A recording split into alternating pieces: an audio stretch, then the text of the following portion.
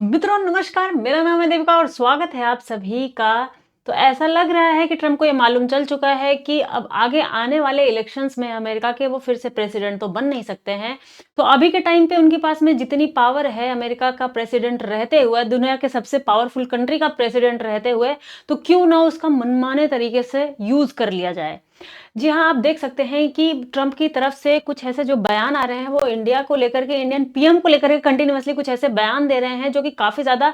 Derogatory बयान जो है यहाँ पे दिखाई दे रहे हैं। और आप खुद समझिए कि ट्रंप के ऊपर, उनकी कंट्री के अंदर में खुद के जो वहाँ के लोग हैं, वो बोल रहे हैं कि ट्रंप के ऊपर जो ये एप्स्टीन फाइल आई थी, एप्स्टीन की फाइल आप लोगों ने काफ़ी ज़्यादा न्यूज़ में सुनी होगी, जिसमें चाइल्ड अब्यूज़ वगैरह की काफ़ी ज़्यादा बातें हो रही थी। उसमें ट्रंप का काफ़ी नाम आया हुआ था, तो लोग बोल रहे हैं कि इन्होंने जाकर के ट्रंप ने वेनेजुएला पे इसलिए अटैक कर दिया क्योंकि जो ये एप्स्टीन फाइल है, इससे लोगों का जो है ध्यान भटकाने के लिए ट्रंप ने अचानक से जाके वेनेजुएला पे अटैक कर दिया।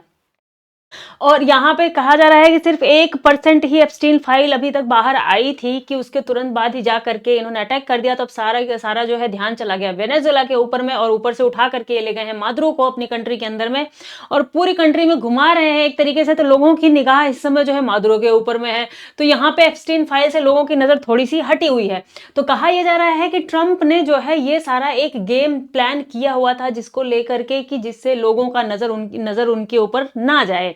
लेकिन ट्रंप ने कुछ कांड तो इतने कर ही दिए हैं कि उनको ये मालूम है कि अब जो है आने वाले दिनों में हो सकता है वो जेल की सलाखों के पीछे ही अंतिम सांस लें। तो इस वजह से जो मन करे वो अभी के टाइम पे हम कर लेते हैं। और इसी के साथ में आप देखोगे पीएम मोदी को लेकर के उन्होंने कुछ कुछ ऐसे रिमार्क्स दिए कि आप देखो, एक दिन पहले ही वो बोल रहे थे, क्या बोल रहे थे कि पीएम एक अच्छे इंसान है and Modi wants to make me happy. मतलब कि प्रधानमंत्री नरेंद्र मोदी मुझे खुश करना चाहते हैं, और वो जानते थे कि मैं खुश नहीं हूं, तो इसलिए उन्होंने जो है रशिया से ऑयल खरीदना कम कर दिया, वो मुझे खुश करना चाहते थे। ये तो एक रिमार्क इन्होंने दिया ही, और इसी के साथ में फिर दोबारा से फिर से इन्होंने एक जो है ये बात कह दी। बात क्या कह दी कि ऐसे कुछ बोल रहे थे वो एक प्रेस कॉन्फ्रेंस में, और उसी में फिर वो बोल रहे हैं कि मोदी आए और मेरे पास, उन्होंने कहा कि sir may I see you please. मतलब ये बोलने का जो तरीका है, ये इतना ही ज्यादा अनप्रोफेशनल तरीका है। किसी भी कंट्री के प्रमुख के लिए जब आप बात कर रहे हो, किसी भी कंट्री के हेड के लिए बात कर रहे हो, खास करके इंडिया जैसी कंट्री जो इतनी बड़ी कंट्री है, जो इतनी बड़ी इकोनॉमी है, उसके हेड के लिए आप बात कर रहे हो, तो आप इस तरीके का वर्ड यूज कर रहे हो कि जैसे कि पीएम मोदी गए और उन्होंने ट्रंप से बोला कि क्या सर मैं आपसे मिल सकता हूं प्लीज। मतलब एकदम से ही दीनहीन भावना से जाकर के बोला, और फिर ट्रंप ने कहा कि हाँ ठीक है, आइए फिर हम बात करते हैं। इस तरीके के रिमार्क उनकी तरफ से दिए जा रहे हैं कंटिन्यूअसली। और यहाँ पे समस्या ये है कि जो ये रिमार्क दिए जा रहे हैं, इस पे इंडिया की तरफ से कोई खासा जो है रोबस्ट और काफी कोई खासा एक तगड़ा जो है रिस्पॉन्स नहीं आ रहा है कि ये बयान इनकी तरफ से कंटिन्यूअसली दिए चले जा रहे हैं, बोले चले जा रहे हैं, और इंडिया इस पे जो है कोई खास जवाब नहीं दे रहा है। तो इसको लेकर के हमारे देशवासियों में काफी ज्यादा एक गुस्सा तो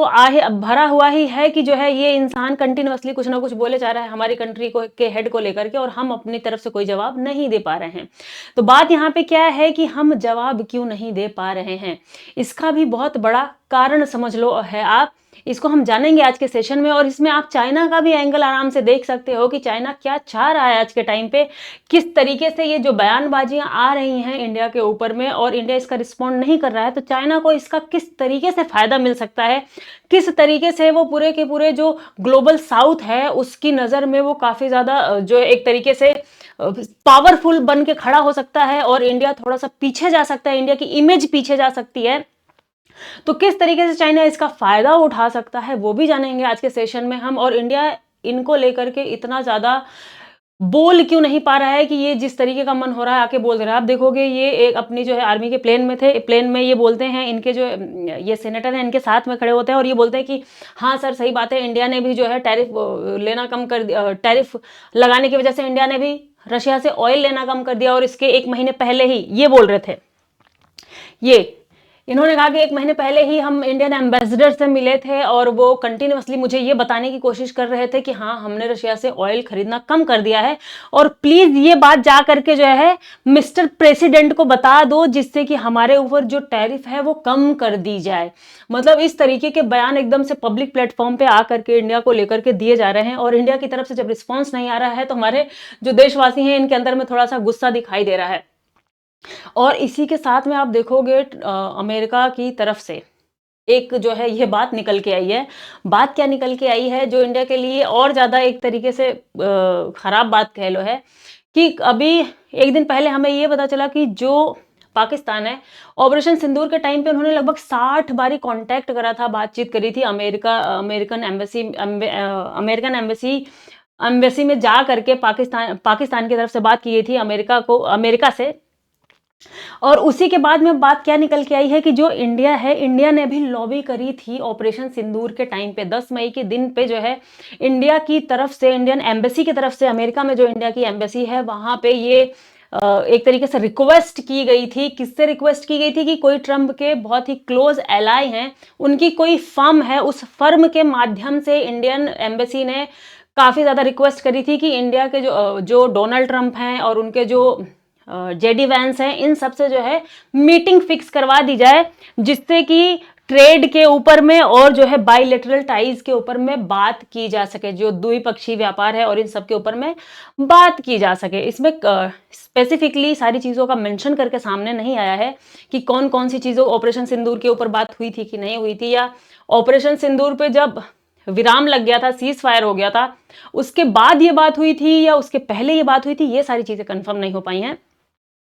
तो देखिए, जानेंगे आज के सेशन में कि ये सारी चीजें जो हो रही हैं यहाँ पे और ये सारी चीजें जो इंडिया जवाब नहीं दे पा रहा है और अमेरिका इस टाइम पे ऐसा कर क्यों रहा है, जानेंगे आज के सेशन में इन सारी चीजों को लेकर के वन बाय वन करके। तो बने रहिए सेशन में। बात देखिए, यहाँ पे इंडिया की सबसे बड़ी एक गलती, आप मानिए ना मानिए,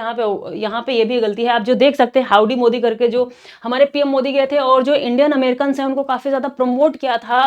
किस चीज के लिए, कि वो ट्रंप को वोट दें। आप समझिए कि अमेरिका है, इतना पावरफुल कंट्री है,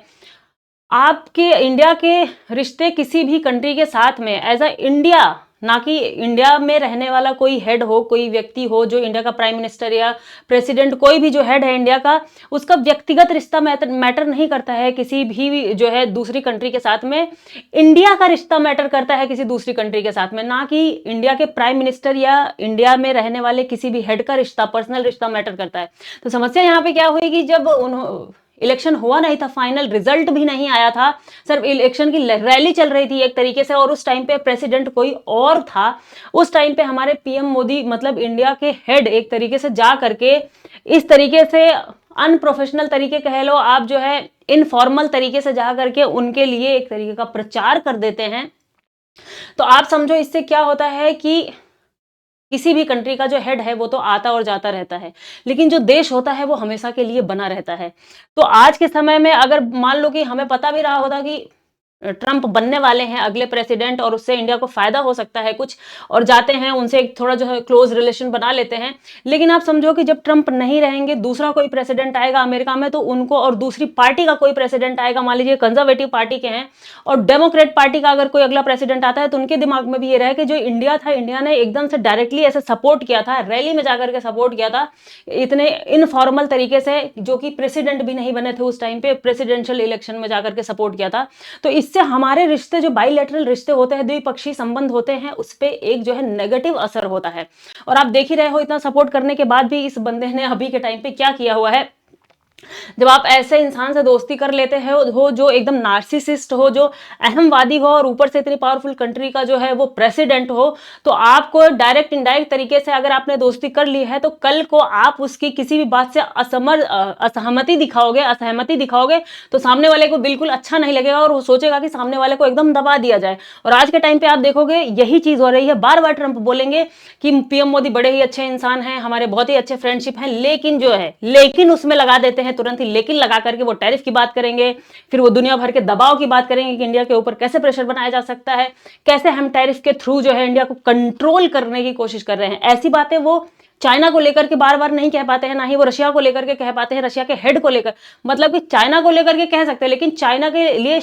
प्रेसिडेंट शी जिनपिंग को लेकर के डायरेक्ट नहीं बोल पाते हो, ना ही पुतिन को लेकर के डायरेक्ट बोलते हैं, लेकिन हमारे इंडियन पीएम को लेकर के डायरेक्ट वो कुछ ना कुछ बोलते रहते हैं और उनका नाम लेकर के बार बार वो बोलते रहते हैं और ये क्लेम करेंगे कि हमने ही जो है युद्ध रुकवा दिया था इंडिया पाकिस्तान के बीच में, ब्ला ब्ला ब्ला। तो आप ये सारी चीजें देखो। और मेन चीज अब यहाँ पे क्या है, ये जो अमेरिका ने अटैक किया हुआ है वेनेजुएला के ऊपर में, ये तो प्रॉपर एक ऑयल पॉलिटिक्स है। आप समझो पहले से ही इतनी बड़ी चालाकी है अमेरिका की कि जैसे ही उसको पता चलता है कि उसके डॉलर के ऊपर आंच आने वाली है, वो तुरंत कोई ना कोई ऐसा एक्शन ले लेता है। आप देखोगे इसके पहले भी ये दो चेहरे आपको दिखाई दे रहे हैं, मुअम्मर गद्दाफी और सद्दाम हुसैन के चेहरे। इन्होंने भी ये ट्राई किया था कि अब हम जो है जो ऑयल का ट्रेड है वो डॉलर में ना करके अपनी जो इनकी इंडिजिनस करेंसी है, इनकी खुद की करेंसी है, उसमें हम जो है ट्रेड करेंगे कंट्री के साथ में। तो इनके साथ में भी अमेरिका ने क्या किया था आप लोग जानते ही होंगे। और अभी के टाइम पे आप देख रहे हो वेनेजुएला में क्या किया गया है। वेनेजुएला में दुनिया का सबसे ज्यादा ऑयल रिजर्व है, नॉन ऑयल रिजर्व, मतलब कि जो सऊदी अरब वगैरह मिडिल ईस्ट कंट्री है इनसे भी काफी ज्यादा तेल है, ऑयल है वेनेजुएला के पास। मतलब दुनिया का लगभग जितना तेल है उसका जो है कितना रिजर्व, 20% रिजर्व जो है वेनेजुएला के पास में है। और यहाँ पे आप देखो ट्रिक देखो कि इसको अब हथिया लिया है अमेरिका ने, और अमेरिका डायरेक्ट बोल रहा है कि अब हम यहाँ से तेल जो है निकालेंगे और इसको हम बेचने की कोशिश करेंगे। तो पहले से ही इंडिया के ऊपर इतनी टैरिफ वगैरह की झंझट करके इंडिया को दबाया गया कि रशिया से ऑयल परचेज करना कम करो, क्योंकि इनको अच्छे से मालूम था कि ये जाकर के अटैक करके वेनेजुएला का ऑयल पूरा जो है कब्जा करेंगे और फिर वहां से ऑयल निकाल के बेचना शुरू करेंगे। जब बेचना शुरू करेंगे तो इनको खरीदार भी तो चाहिए। तो इस वजह से ये इंडिया को वहां से एकदम से हटा के रशिया की तरफ से सोच रहे हैं कि अब हम यहां से जब ऑयल प्रोड्यूस करेंगे तो इसको अब हम बेचें और इंडिया खरीदे। और इंडिया अपने ऑयल जो है जरूरतों का मैक्सिमम 80 to 90% जो है इंपोर्ट ही करता है बाहर से। तो एक बहुत ही ह्यूज अमाउंट में हम जो है ऑयल इंपोर्ट करते हैं, क्रूड ऑयल इंपोर्ट करते हैं, पेट्रोलियम इंपोर्ट करते हैं। तो इंडिया बहुत बड़ा बायर है दुनिया में पेट्रोलियम का। तो इंडिया एज अ बायर और कंट्रीज की नजर में रहता है कि इंडिया हमारा तेल परचेज कर ले। तो इस वजह से इनकी यहां पे आप देखो एक चालाकी यहां पे ये थी। और दूसरी चीज आप देखोगे कि इंडिया की जो मजबूरी है, इंडिया बोल क्यों नहीं पा रहा है बहुत ज्यादा। इंडिया देखिए कुछ भी कह लीजिए, अमेरिका है बहुत पावरफुल कंट्री ये है, और इकोनॉमी इतनी बड़ी है, लगभग $30 ट्रिलियन की इकोनॉमी है आज के टाइम पे अमेरिका। हालांकि उसके ऊपर में लगभग 38-39 ट्रिलियन की जो है क्या कहते हैं कर्जा भी है अमेरिका के ऊपर, लेकिन फिर भी काफी बड़ी इकोनॉमी है और वहां से बहुत बड़ा इन्वेस्टमेंट आता है इंडिया के अंदर में। मतलब समझो दुनिया का जितना भी फॉरेन डायरेक्ट इन्वेस्टमेंट आता है, जो विदेशी निवेश आता है, उसमें सबसे ज्यादा निवेश कौन करता है? अमेरिका करता है इंडिया के अंदर में। इंडिया का टोटल जितना इन्वेस्टमेंट है बाहर से विदेशों से आने वाला, लगभग 20% उसका जो है सिर्फ और सिर्फ कौन करता है? अमेरिका करता है। तो आप देखो ये ऐसी न्यूज है कि मेड इन इंडिया में आईफोन आया, माइक्रोसॉफ्ट आया, ये सब ने यहाँ पे फोन बनाया और अब ये फोन बेच रहे हैं। तो $50 बिलियन का जो है एक्सपोर्ट कर दिया इंडिया के अंदर में बना करके इन्होंने। तो आप सोचो इतना बड़ा इन्वेस्टमेंट मिल रहा है इंडिया को, इंडिया ऐसे भी पंगा लेना इसके लिए मुश्किल हो जा रहा है। और देखिए जो ये इन्वेस्टमेंट वगैरह आ रहा है अमेरिका के थ्रू, और इसी के साथ में जो रेमिटेंसेस है, मतलब जो बाहर गए हुए लोग हैं दुनिया में, इंडिया से बाहर गए लोग हैं और वहां से पैसा भेजते हैं, एक तरीके से डॉलर में ही आता है पैसा इंडिया के अंदर में। तो वो डेस्टिनेशन भी अमेरिका ही है। अमेरिका से ही सबसे ज्यादा रेमिटेंस मिलता है, मतलब डॉलर में करेंसी मिलती है इंडिया को। लगभग इसकी पूरी बाहर से आने वाले रेमिटेंसेस का 28 से 30% जो है अमेरिका से आ रहा है। तो पंगा लेना यहाँ पे भी एक बहुत बड़ी हमारे लिए समस्या की बात हो जाती है। और आप देखोगे जिस तरीके से हमारे यहाँ स्टैंड लिया गया वेनेजुएला को लेकर के, यहाँ पे देखोगे आप एक बार भी इस जो है पूरे स्टेटमेंट में हमारे मिनिस्ट्री ऑफ एक्सटर्नल अफेयर्स की जो है ये उन्होंने पोस्ट करा था, एक्स पे जो है पोस्ट किया हुआ था, और आप देखोगे इसमें एक जगह भी यूएसए का नाम मेंशन नहीं है। दूसरी चीज यहाँ पे वेनेजुएला की सॉवरेंटी, मतलब वेनेजुएला की संप्रभुता वगैरह की, उसकी अखंडता वगैरह की कोई बात ही नहीं की गई है। जबकि हमारी जो हमेशा से फॉरेन पॉलिसी रही है, हम दूसरे देश की संप्रभुता के ऊपर जो है उसकी सुरक्षा चाहते हैं कि कोई भी कंट्री किसी दूसरी कंट्री के ऊपर अनावश्यक जो है ऐसे अटैक नहीं कर सकता है। यहाँ पे ये कोई भी ऐसा वर्ड हमें दिखाई नहीं देता है। इसको लेकर के भी काफी ज्यादा क्रिटिसिज्म किया गया इंडिया का कि ऐसे इंडिया ने, जबकि हमसे बहुत ही छोटे छोटे देशों ने बहुत ही रोबस्ट, बहुत ही एक तरीके से पावरफुल जो है स्टेटमेंट दिया अमेरिका के अगेंस्ट में। हालांकि हमने स्टेटमेंट ही दिया है, कोई डायरेक्ट जाकर के वेनेजुएला की कोई मदद कर नहीं पाया है आज के टाइम पे। तो ये सारी चीजों से भी अब इससे क्या हो रहा है कि चाइना को इसका फायदा हो रहा है। भले चाइना का कुछ नुकसान हो सकता है, चाइना सबसे बड़ा बायर था वेनेजुएला से ऑयल का, भले इन चीजों का थोड़ा बहुत नुकसान चाइना को फर्क पड़ सकता है, लेकिन इससे चाइना बहुत ही एक तरीके का साइलेंट गेम खेल रहा है यहाँ पे। अब इससे क्या हो, जो 25 तरीके की स्टेटमेंट दे रहे हैं डोनाल्ड ट्रंप पीएम मोदी को लेकर के, इंडिया को लेकर के, इससे एक तरीके से जो हमारा ग्लोबल साउथ है, जहां पे हम अपने आप को लीडर मानते हैं कि जो हमारा ये पूरा जो है एशिया है, हम इसमें अपने आप को एक लीडर के रूप में स्थापित करना चाहते हैं। तो इससे क्या है कि हमारी जो इमेज है वो थोड़ी डाउन हो रही है। भले ही ट्रंप रहें या चले जाएं, ट्रंप के जाने के ही आसार हैं कि वो जो है जब बहुत दिनों तक प्रेसिडेंट नहीं रह पाएंगे और उनके ऊपर चार्जेस भी जैसे ही वो जाएंगे उनके ऊपर ढेर सारे चार्जेस लगने वाले हैं। लेकिन फिर भी ये बंदा जाते जाते इंडिया की इमेज को इतना ज्यादा नुकसान पहुंचा जाएगा कि जिसकी भरपाई करना बाद में बड़ी मुश्किल हो जाएगी। आप देख रहे हो कि इस तरीके से जो हमारे छोटे मोटे आसपास की जो छोटी मोटी कंट्रीज हैं वो भी बहुत ज्यादा फिर उस कंट्री को सीरियस नहीं लेती हैं। बार बार उस तरीके से स्टेटमेंट दिया जा रहा है इंडिया के ऊपर में और इंडिया उस चीज का रिप्लाई नहीं कर पा रहा है। तो अदर कंट्रीज भी सोच रही हैं कि इतना ज्यादा रिप्लाई अमेरिका को कर ही नहीं पा रहा है तो वो बहुत ज्यादा सीरियस जो है इंडिया को लेना बंद कर देंगी। तो फिर हम जो अपने आप को एक तरीके से लीडर मानने की कोशिश कर रहे हैं कि हाँ आगे चल करके हम अपने आप को एक लीडर के रूप में स्थापित करेंगे, वो मुश्किल हो जाएगा। और चाइना को इसका जो है इंडिया की डाउन होती इमेज का फायदा मिलेगा कि जो छोटी मोटी आसपास की कंट्रीज है फिर वो चाइना की तरफ भाग करके जाएंगी और इसका जो है डोमिनेंस बनाने में जो है इनका अपना अलग ही रवैया होगा। और आप देखो कि चाइना की तरफ भी इंडिया का जाने का सबसे मेन जो है कारण ये है कि इंडिया बोल इसलिए भी नहीं पा रहा है कि अगर अमेरिका से हम हटे, वहां से हमने बोल भी दिया मान लो बहुत सी चीजों को कि हाँ हम ऐसा कर दिया और फिर वहां से हमारा इन्वेस्टमेंट आना बंद हो गया। चाइना कोई खास इन्वेस्टमेंट नहीं करता है इंडिया के अंदर में, 1-आधी% भी इन्वेस्टमेंट नहीं है चाइना की। हमारे पॉलिटिकल जो है इश्यूज की वजह से, जो हमारे बॉर्डर इश्यूज है इनकी वजह से चाइना का इंडिया के अंदर में फॉरेन जो इन्वेस्टमेंट है वो बिल्कुल ना के बराबर में है। लेकिन इंडिया बहुत ज्यादा इंपोर्ट करता है चाइना से। चाइना के ऊपर इंडिया की जो इंपोर्ट मतलब कि आयात करता है सामान को चाइना के, और बहुत ज्यादा निर्भर है इंडिया चाइना के ऊपर में। तो यहाँ पे इंडिया को सबसे बड़ा कदम उठाना है। हमारा जो विनिर्माण का क्षेत्र है, जो हमारा मैन्युफैक्चरिंग सेक्टर है, वहां पे हमें हद काम करने की जरूरत है। अगर हम अच्छे से काम कर लिए इस सेक्टर में और हमारे यहाँ पे खुद का उत्पादन होने लग गया बहुत सी चीजों का, तो हमें इस तरीके से रिमार्क जो आकर के बोल के चले जा रहे हैं और हम उसका रिस्पॉन्स नहीं कर पा रहे हैं, वो जो है हमें झेलना कल को नहीं पड़ेगा। और चाइना इन्हीं सारी चीजों की जो है उस ताक में बैठा है कि अगर वहां से इंडिया की लड़ाई हो जाए किसी तरीके से अमेरिका से, तो